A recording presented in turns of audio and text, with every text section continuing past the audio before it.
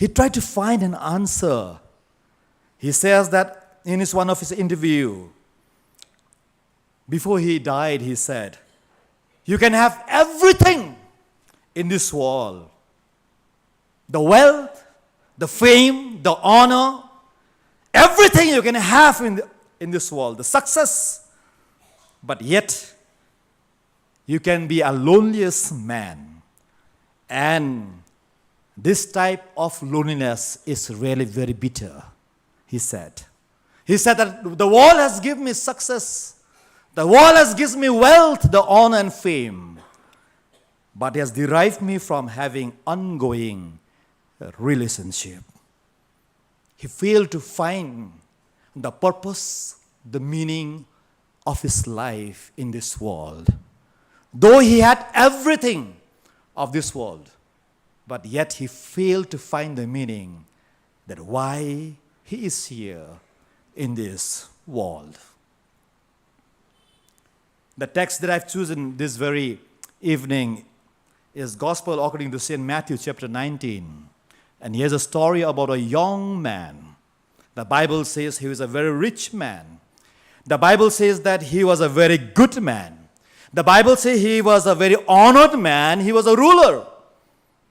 And one fine day he came to Jesus and said, "Good teacher, what must I do so that I can have eternal life?" He goes on to say, when Jesus narrated, he told him many other things. I don't want to go into detail about it because the time won't permit us. And further he asks the question, what do I still lack? What good must I do to have eternal life? What I'm supposed to do? He's asking these questions, what I am supposed to do when I'm still alive in this world. What my existence is really meaning. Lord, sir, a teacher, tell me what is the meaning of my existence above all. I have wealth, I have obeyed all the commandments, I have done everything, but yet what is lacking? And what is the meaning of my existence? And why I am living here? He was literally asking this question, that what is the meaning of my existence? And that determine my relationship with God and eternity. Many of us might be thinking, often I think this very much. I don't know how often you think about this, but often I think about this very much. I ask these questions many times. What is the purpose that God has in my life? And why has God really kept me in this world? I have accepted Jesus Christ as my personal Savior. I have an experience that I've encountered Him in my life. But above everything, I have everything. But yet the question arises in me, what is the meaning or what is the purpose of my existence in this world? Many of us, we are gathered here, most of us, we are young people over here. You must have accepted Christ in your life. You are very active in the choir and praising God. I really admire that, I appreciate that. Some of you must be involved in the ministry. That's very good. Doing good things in life. That's very nice. No adverse remarks against you in the society. That's very nice. That's very good. But do we really ask this question, that why do I exist in this world? What is the purpose of my existence? And when I look at this story and what Jesus really answered to this person, I just want to read that particular verse. Chapter 19, verse 21, he says to this young man, young rich man, Jesus said unto him, If thou wilt be perfect, go and sell that thou hast, and give to the poor, and thou shalt have treasure in heaven, and come and follow me. Jesus really want to explain to him and what exactly the purpose of his life, so long he is living in this world. If you want to be perfect, in a very simplified English, if you want to be perfect, sell what you have, give it to the poor, and you'll have treasure in heaven, and come and follow me. Three points I just want to share. I just want to be brief as possible. In spite of doing everything, this young man, he failed to understand the purpose of his existence in his life. And that's why Jesus stressed into three things.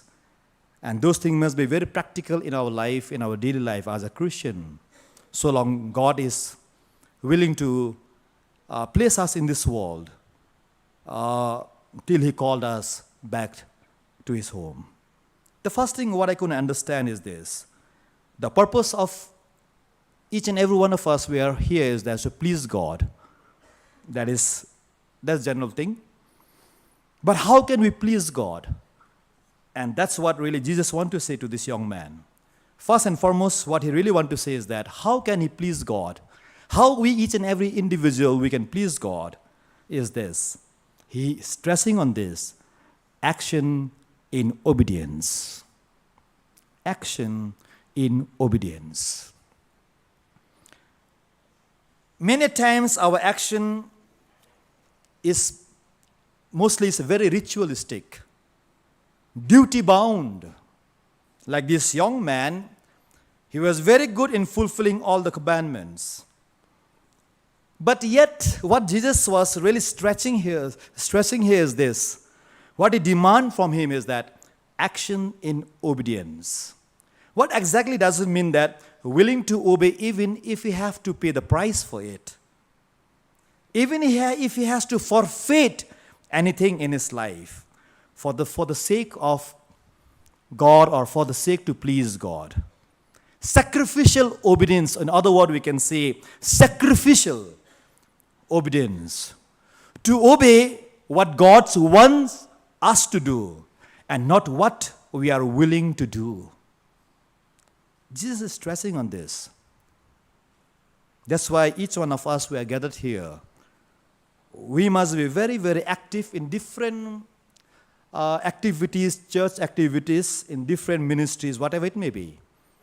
But what exactly we have to think over, why we exist is this, that how can we please God, is that God demands that action in obedience. When I look into the Word of God, I found Moses, the great man. He gave up the throne, the palace, Pharaoh's palace he gave up. And God led him to wilderness for 40 days. And he obeyed that. It was his action in obedience. He was willing to forfeit everything in life. He was going to be the prince. And most probably later on, the king of Egypt. But he gave up everything. Action in obedience. When God called Paul, he forfeit everything. Action in obedience, he gave up everything. His status as a religious leader, his fame as a Pharisee, he gave up everything and he followed Christ in obedience. Disciples of Jesus Christ, most of them, fishermen, they give up everything in obedience, action in obedience, and they become fishers of men. That's what exactly is all about our life. Let us examine ourselves, that our life is really an action in obedience or is just an action in compulsion. There was a man, he was a servant of a house. And his duty is every day to carry a pot of water and fill up the tank. And he every day, every morning and evening, he does this. But then the problem was with him is that the pot he was carrying, there was a hole in it. And he carried the water, and the water was leaking from that hole in the pot. It was quite a distance. And coming back, he's filling the tank. It takes him double effort to do that. But one day he was fed up of that, and he just went and complained to his master, "Master, I'm so fed up with this pot that you've given me. There's a hole in it, and you asked me to fill up the tank. But every time when I fill up the pot, when I bring the water to fill up the tank, and the water leaked from it. And really, it takes a lot of time, a lot of pain, a lot of effort for me to fill up the tank." And the master kept silent for some time. And he took him outside and said, "My dear servant, why I allow that in your life? And look at all the way that you have walked from the well to the tank where you fill up the water. And the roadside you will see the beautiful plant and beautiful flowers. And it's all because there's a hole in your pot. And the water that is coming out from the pot was watering this plant. And from it was blooming out a beautiful flower." Action in obedience bring a blessings to so many precious life. Young people who are gathered here, we might be struggling in life, we have so many weaknesses in life, but yet we have action in obedience. Our life can be a blessing to so many people. Quickly to the second point. How can our life be pleasing to God? Is that perfection in humility. Perfection in humility. We want to become perfect. This guy, he really want to become a perfect. And he was just asking to Jesus that, "What must I do to become a perfect?" He was thinking that by doing something, he can become a perfect. By his deed, by his effort, so that he can take pride into it. Jesus knew his heart. Jesus knew that he is a person with ego. Jesus knew that he's a person who will take pride in whatever he does in his life. And therefore he demands the perfection in humility in him. That's why Jesus said, if you want to become a perfect, you have to disown what you have. You have to disown the wealth. You have to disown your fame. You have to disown everything. You have to give up your position also as a ruler. But you have to be humble yourself. Detach yourself from everything that you have, that you are so proud of, your religious duty, that you have done so far. But you have to forfeit everything, give up, disown everything. And you have to rather humble yourself and seek the will of God. That's how you can be able to be perfect. Perfection in humility. When I ponder upon the Word of God, I find this in the life of our Lord and Savior Jesus Christ. Letter of Paul to the Philippians chapter 1 verse 8, we found about this. Being found in appearance as a man, he humbled himself and became obedient to the point of death, even the death on the cross. Hebrews chapter 5 verse 8 to 9, just humble himself and obedient and make him perfect. My dear friends, I just want to stress on this. Perfection, Christian life is not about perfection. There's one word I used to come across often, that we are not perfect. Christians are not perfect, but forgiven. But I add on to it that a Christian life, is forgiven, but we are marching towards the perfection each and every day of our life.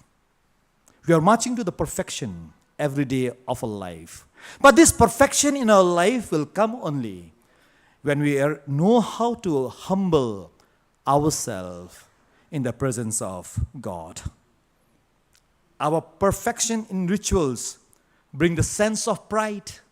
This young man has a sense of pride in himself. He said, what I'm doing, I have done all these things. I've obeyed in my life. Self-righteousness, he was thinking. He was certifying himself that I'm okay, I'm good, I'm righteous enough. But humility always leads us to perfection, which pleases God. Let us examine ourselves for some time. That are we humble enough or not? We seek to become a perfect. We seek to become a better person. We seek to become a person that we want to please God. I think humility is very, very important in our life. There's a story about a frog. There was one family of frogs. And then they were all within themselves. They have never come out of the pond, and they were all within themselves. There was a baby frogs and mother frog over there. And one fine day, mother was not there, and then all of a sudden, the small frog, the baby frog, they happened to see a big animal pass by. And then they were so surprised, they were so worried. What is this, such a big? And they were, there's an animal. And then when Mama frog came back, and they told her, Mama, today we have saw a big animal. And then Mama frog could not digest that. And said how big it was. What was it bigger than me? And then the baby frog said, yes, Mama, that animal was much bigger than you. And then the mother frog, what she did? She just started pumping air in her flesh, in her skin, and make herself bigger. And she asked once again to the children, was that animal this much big?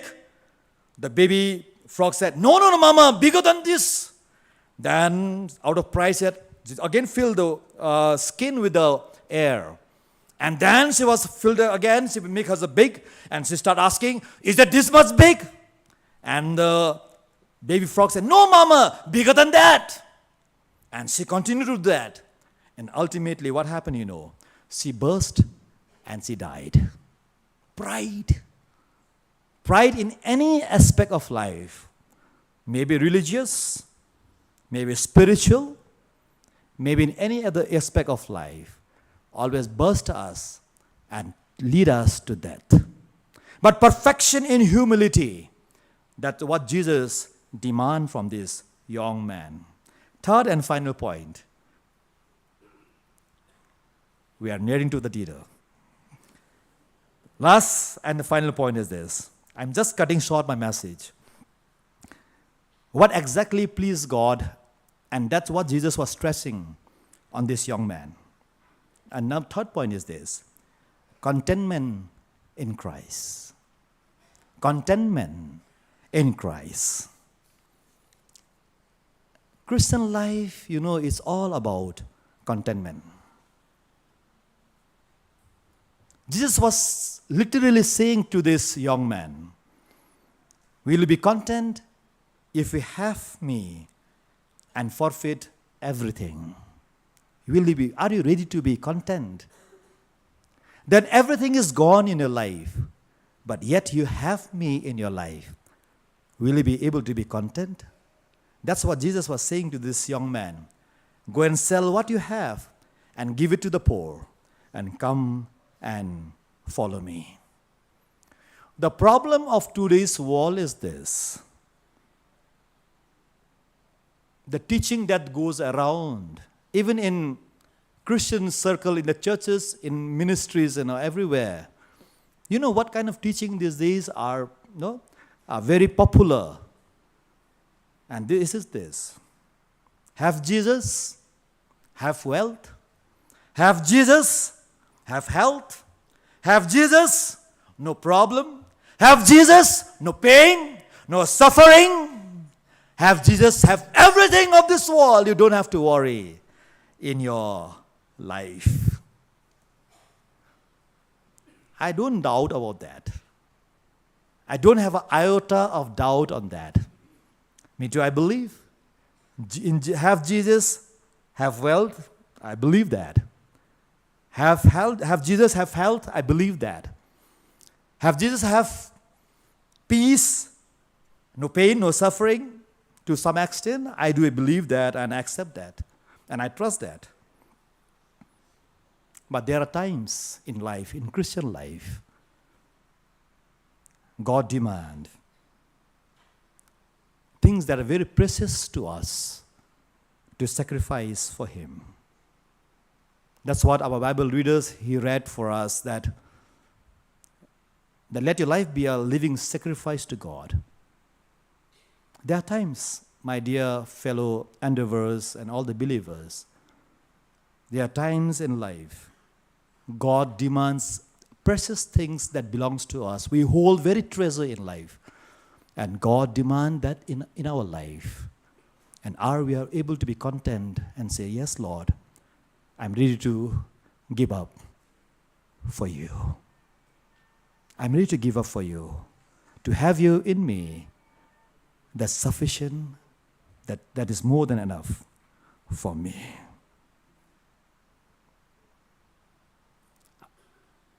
When we look in Job's life, Job was going through he was a rich man, he was a religious man, a righteous man. But when the time comes there to give up everything, he said that God has given and God has taken away. Blessed be the name of the Lord. How content he was. The problem with the world, as it is now, with the evils around the world, the poverty around the world, the hatred, the corruptions, everything, name it, everything. The root cause of all this is this, that people are not content for what they have in their life. But for you and for me, let the world know that we as a Christian, we are content with what we have in our life. And that's what God has called us for. And this is our identity, to show to the world that we are content people. That's what I like most about Paul. When he said in letter to Philippians chapter 3 verse 7 and 8, he says, I have suffered the loss at all things and count them as rubbish that I may gain Christ. He said, I'm content with Christ. Though I have to forgo everything, all things that I have to suffer loss.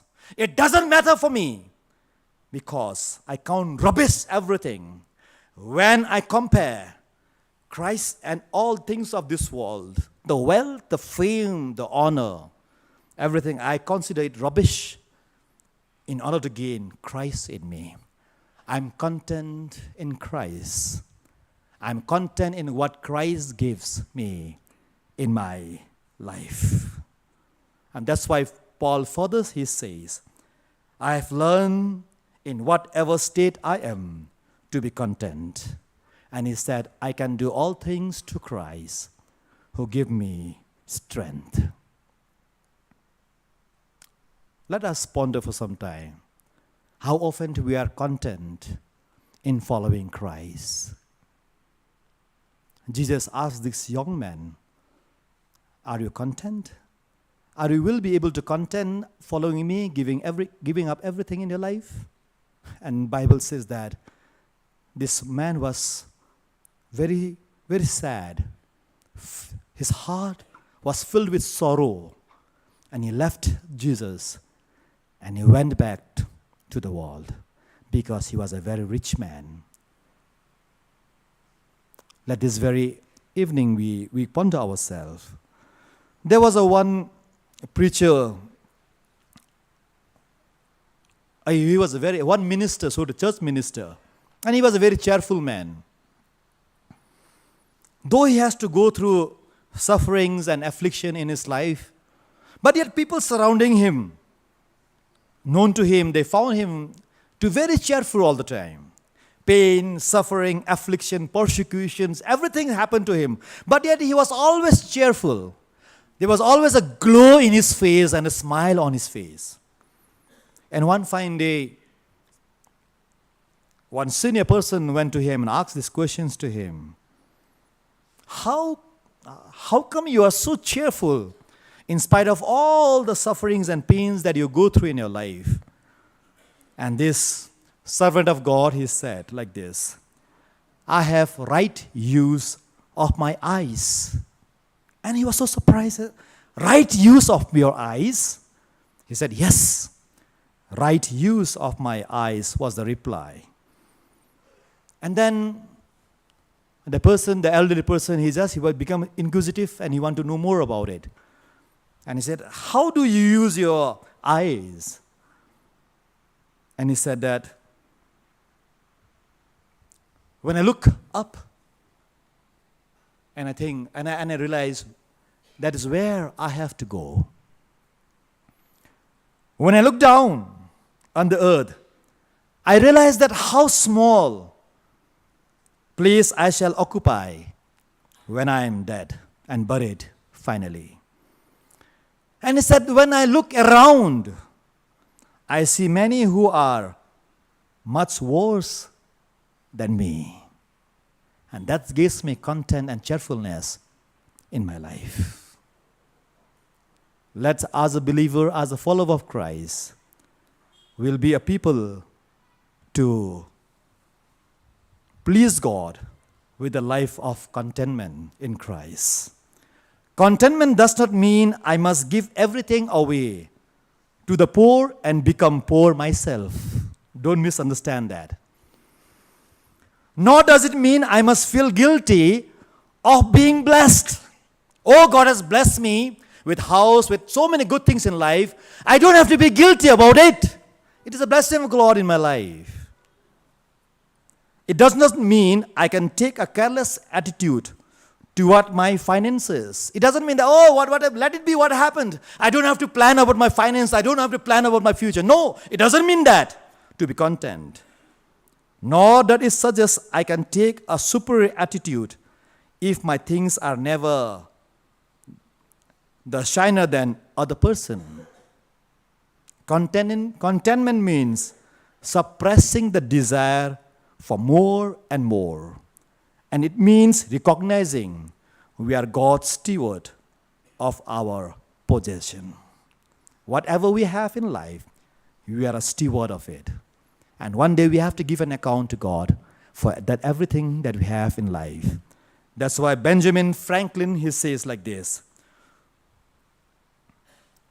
to be content, make a poor person rich, but to be malcontent makes a rich man poor.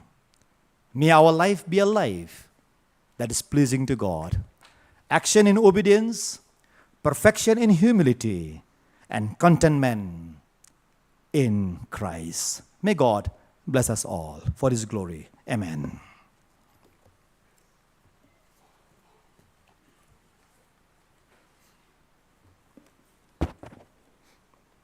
Thank you, Brother Reverend Anand Thapa, for the wonderful message. We all have been blessed. May God use you more and more for His glory. Now I request Brother Latam to come over here and make some announcement.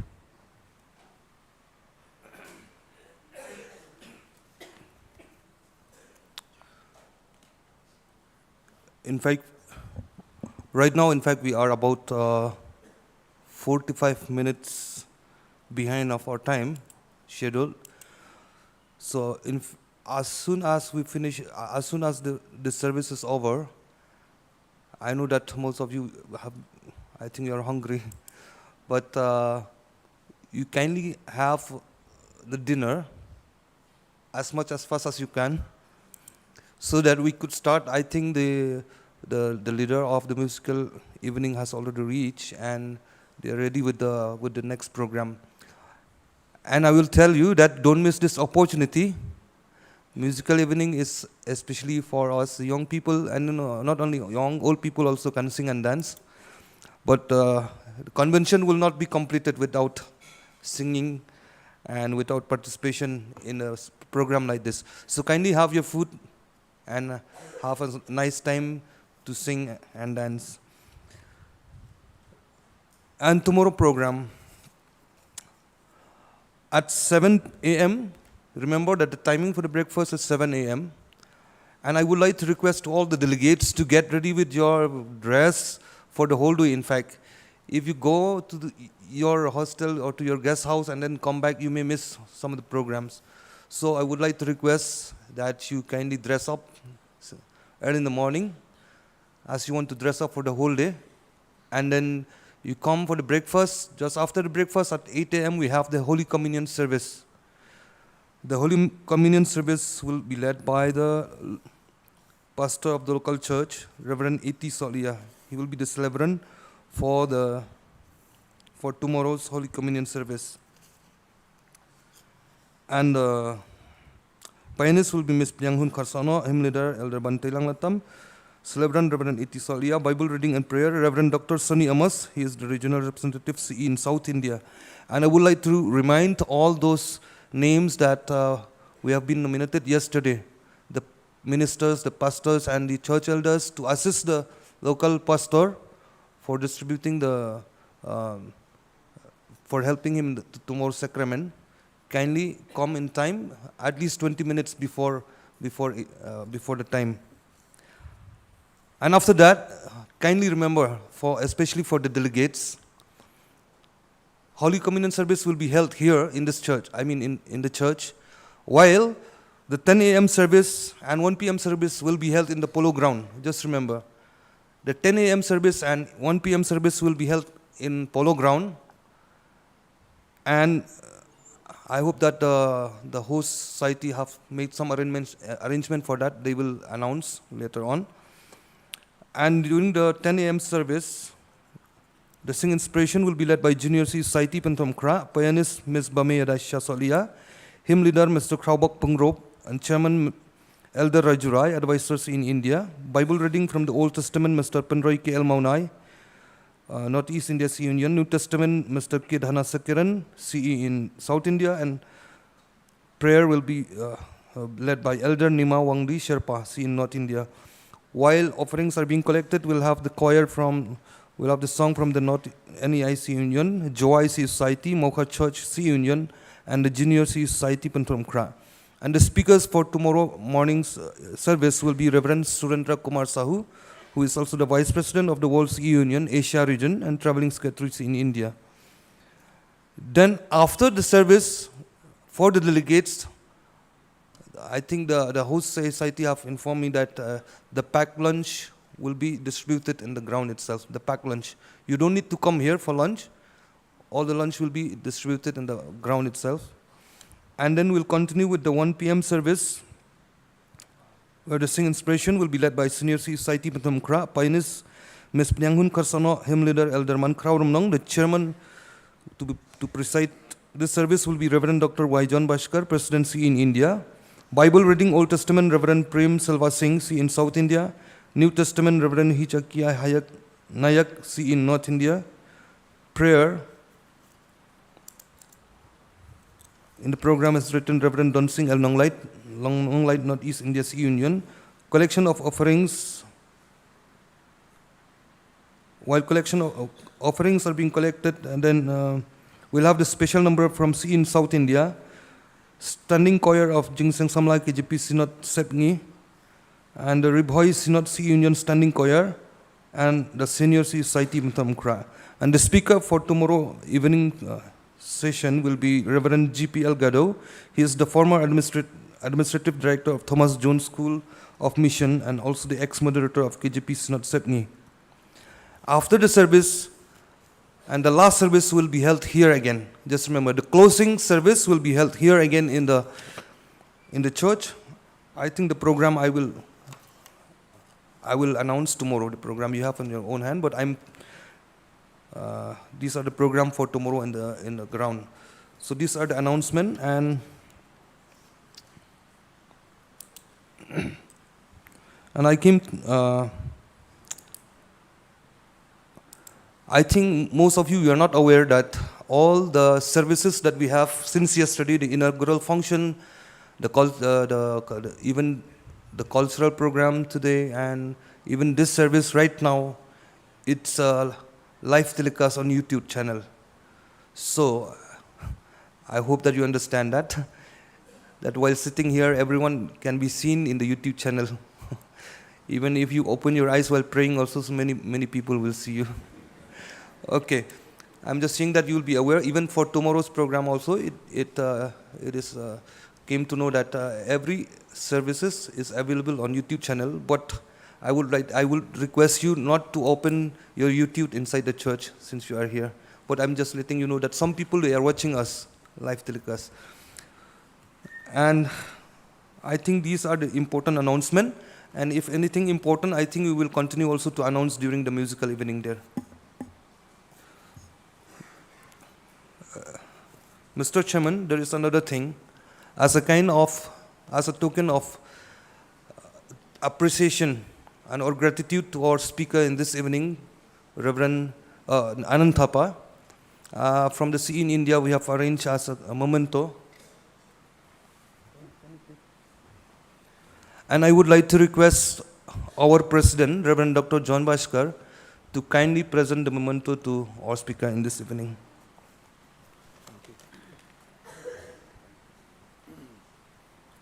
Thank you. Very inspiring sermon, sir. Thank you very much. Thank you.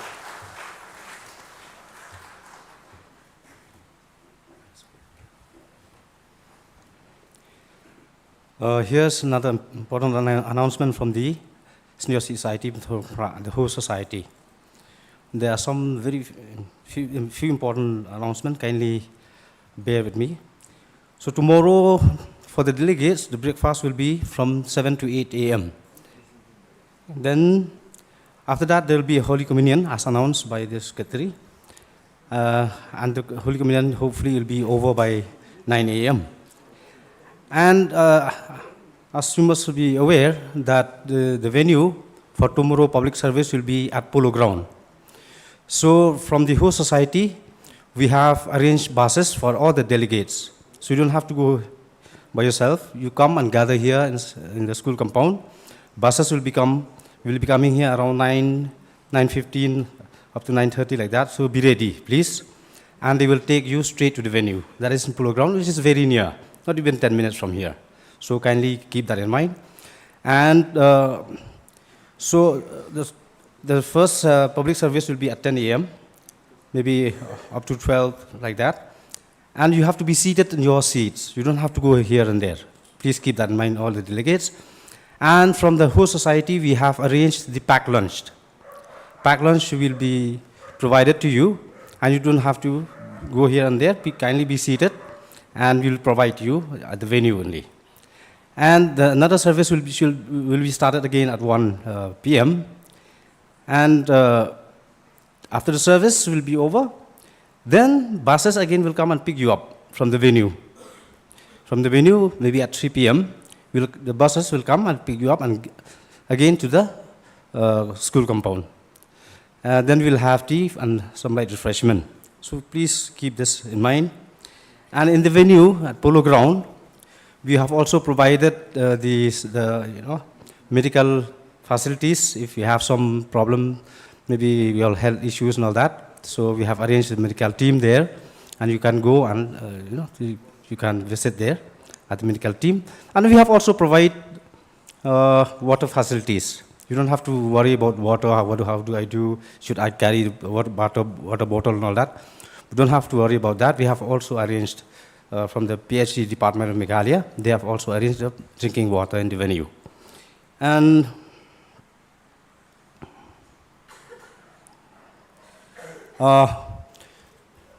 for the information of everyone, we still have that commemorative book named Sakan Mao.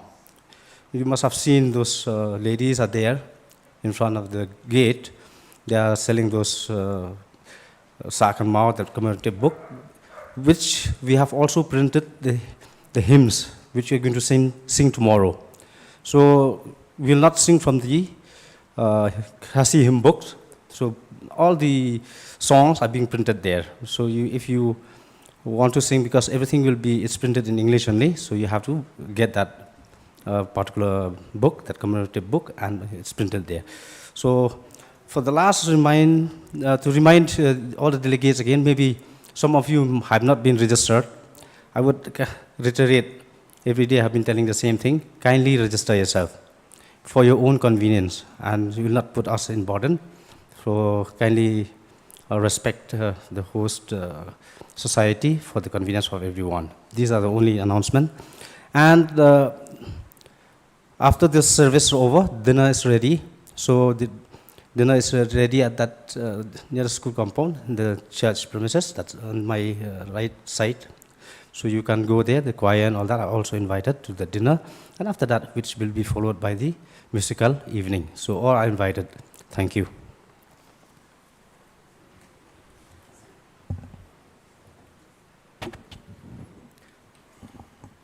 So now we will sing concluding song, the song number 15. We will stand our feet and we will sing song number 15. There shall be showers of blessings. And thereafter, I request Reverend H.C. Marbanian, senior retired pastor of the Host C Society, to come over here and he will speak the benediction. Now we will all stand and we will sing song number 15.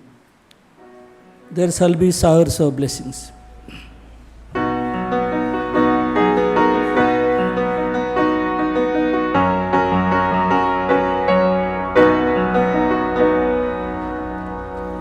There shall be showers of blessing. This is the promise of love. There shall be seasons refreshing, sent from the Savior above. Showers of blessings, showers of blessing we need. Mercy drops round us are falling, but for the showers we plead. There shall be showers of blessing, precious reviving again, over the hills and the valleys, sound of abundance of rain. Showers of blessings, showers of blessing we need.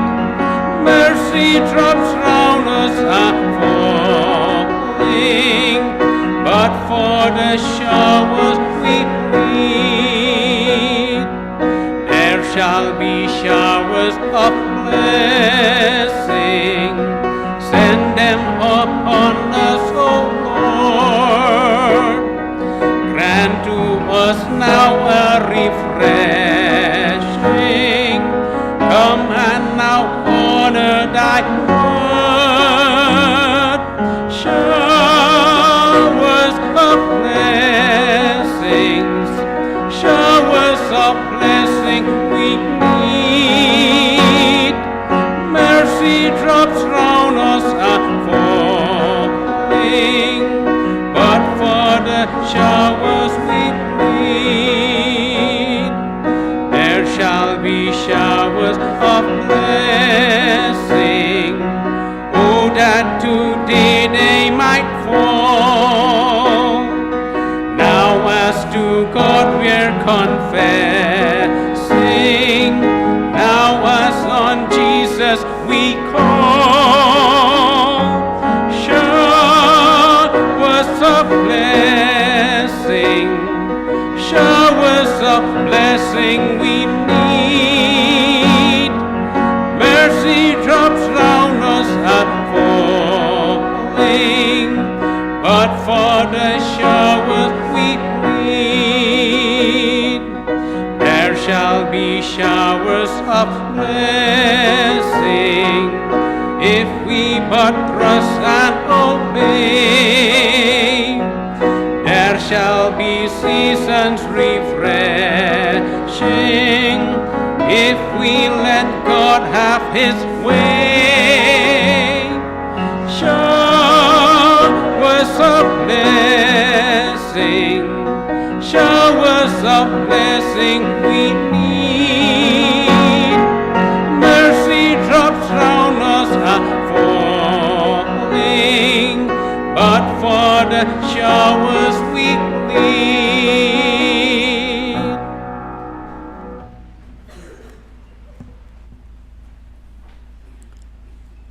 Ngai ngu ya me ablay ba melay snay ban kerku ba don kat lang ba jong ni kesengi baru kawai ngida duai ba men kerku ki benta baru ki bangilayok ban pendep kam kerpang ya ke kubor ka bau syakri jong meula pen sngau ka ne kapor ngiduai ro ban don kat lambat ngilang ba jong ne ka mit haga bangin sia kenduk ya kesengi ka pala shine adu dang step ngila ya kaban syakri bat pendon burom ya ke kerteng ka bukhoj ka jong me to nang yalam yal ki jong ki syakri ki jong me kham kerpang da ka bamen pelaj ni jing pentut jong ka mariang hakasmi ka bala syai bangin yo ya ka por ka babit ka babyang ban syakri ya me ablay kerkuru ya baro ki benta ki bangin sayo ban pendepruh ka ka janmit ngiduai ru kentin na ka benta ki jing bam jing di baro ki bakum ka balang lembaga Kristian senior Kristian Labor Society kala PYNTHORUMKHRAH bangin siasim bentalang bagi negi long atiar bantai di konmet ke jongi baraka bawai no jongane ka jing syakri bat ka jing pendon burom ka jongi ka kerteng ka jong me to ai ba ka jing ijba ka bamayan ka ba pela ka jong blay kupana bom jukut ka jing ayai ka ba dabyang ka jong turai bat unong penim jongi Jesus Christ lamro ka jing sulok ka jong mensim bekut tu kine kilong rengkat lambat ngi nadu mentabat halakerta amen.